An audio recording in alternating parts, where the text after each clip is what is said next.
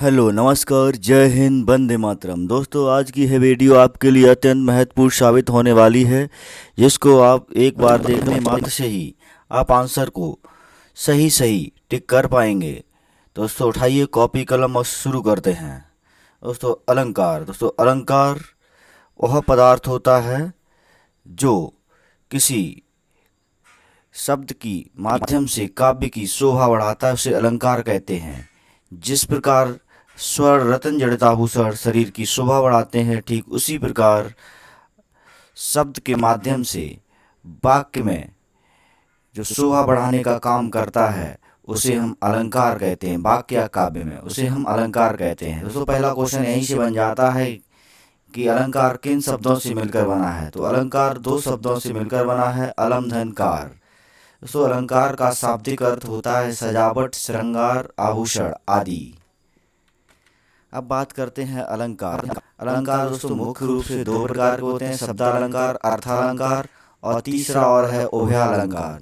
तो परीक्षा की दृष्टि से जो महत्वपूर्ण अलंकार हैं हम उनके बारे में पढ़ने वाले हैं। जैसे शब्दालंकार के अंतर्गत हम पढ़ेंगे अनुप्रास अलंकार, यमक, श्लेष। और अर्थालंकार के अंतर्गत हम पढ़ेंगे उपमा, रूपक, उत्प्रेक्षा, मानवीकरण और अतिशयोक्त अलंकार को। दोस्तों अलंकार के प्रकार। दोस्तों अलंकार के मुख्यतः दो प्रकार के होते हैं, जैसे शब्दालंकार, अर्थालंकार। शब्दालंकार वह होता है जो शब्द के माध्यम से काव्य की शोभा बढ़ाता है, उसे हम शब्दालंकार कहते हैं। अब बात करते हैं अर्थालंकार की। यह अलंकार वह अलंकार होता है जो अर्थ के माध्यम से काव्य की शोभा बढ़ाता है, उसे अर्थालंकार कहते हैं।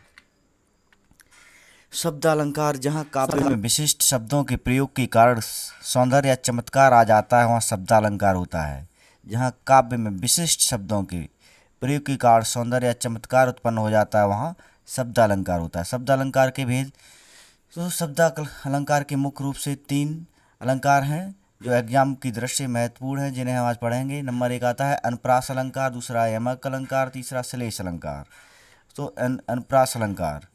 दोस्तों अनुप्रास अलंकार वह होता है जिसमें वर्ण या वर्णों का समूह बार बार आए, वहाँ अनुप्रास अलंकार होता है।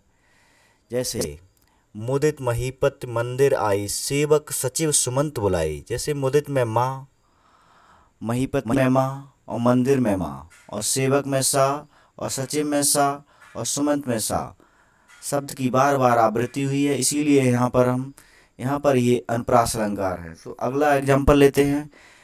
तरनी तनुजा तट तमाल तरभर बहु छाई।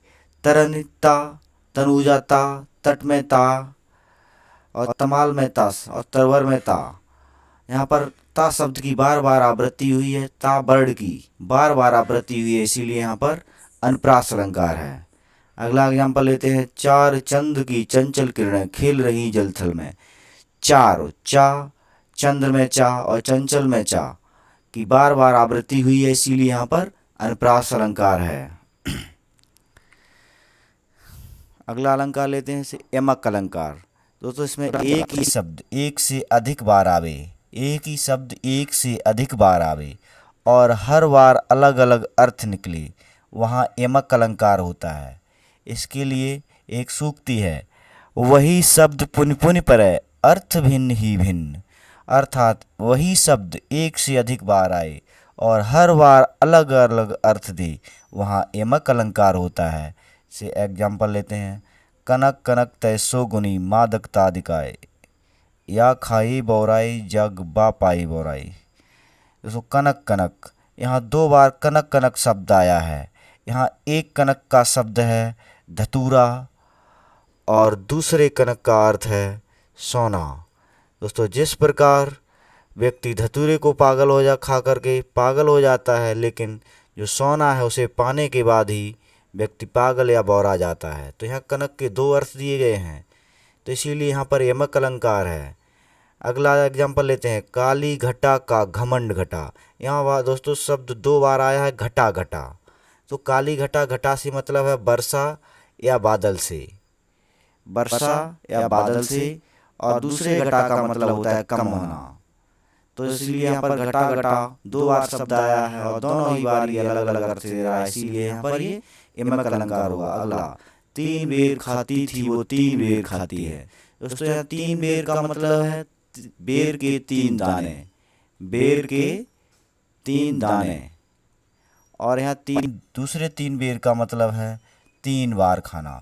यहाँ बेर बेर का दो बार बार प्रयोग हुआ है, लेकिन यहाँ हर बार बेर का अर्थ अलग है, तो इसीलिए यहाँ पर यमक अलंकार होगा। दोस्तों अगला एक और एग्जाम्पल लेते हैं यमक अलंकार का। जैसे माला फेरत जू भया मिटा न मन का फेर, मिटा न मन का फेर, मन का डार के मन का फेर, मन का फेर। दोस्तों यहाँ पर मन का अर्थ है माला का दाना, एक मन का अर्थ है माला का दाना, माला का दाना, और दूसरे मन का अर्थ है हृदय।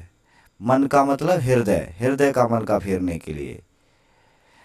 जैसे अगला एग्जाम्पल लेते हैं, आँख लगती है तब आँख लगती ही नहीं।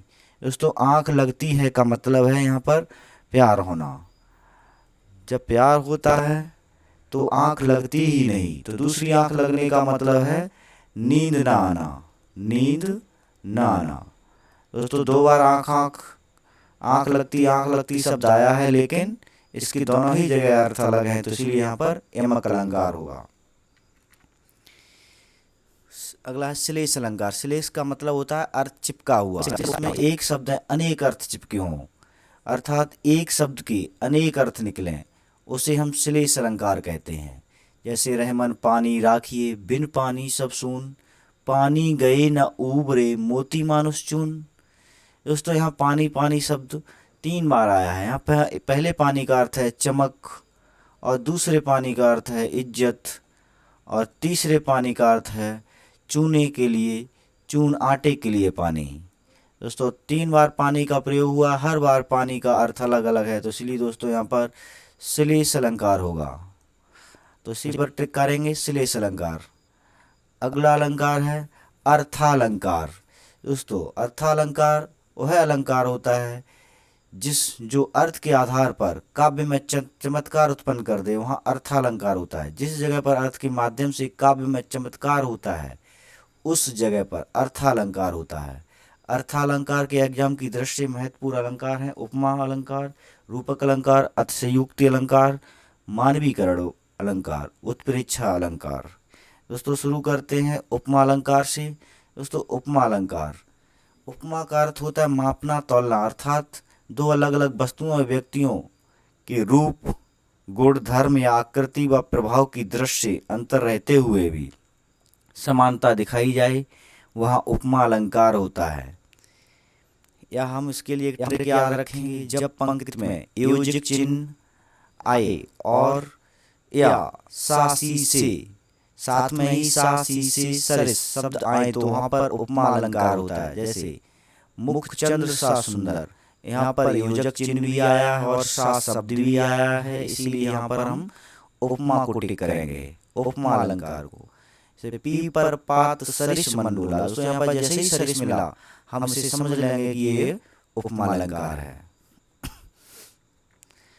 अब बात करते हैं रूपक अलंकार की, जहाँ उपमेय और उपमान में जहाँ तुलना जिससे वह जिसकी तुलना की जा रही है और जिससे तुलना की जा रही है आपस में असमानता दिखाई दे, अर्थात बहुत बड़ी चीज को छोटा करके बताया जाए और छोटी चीज को बड़ा करके बताया जाए, वहाँ रूपक अलंकार होता है।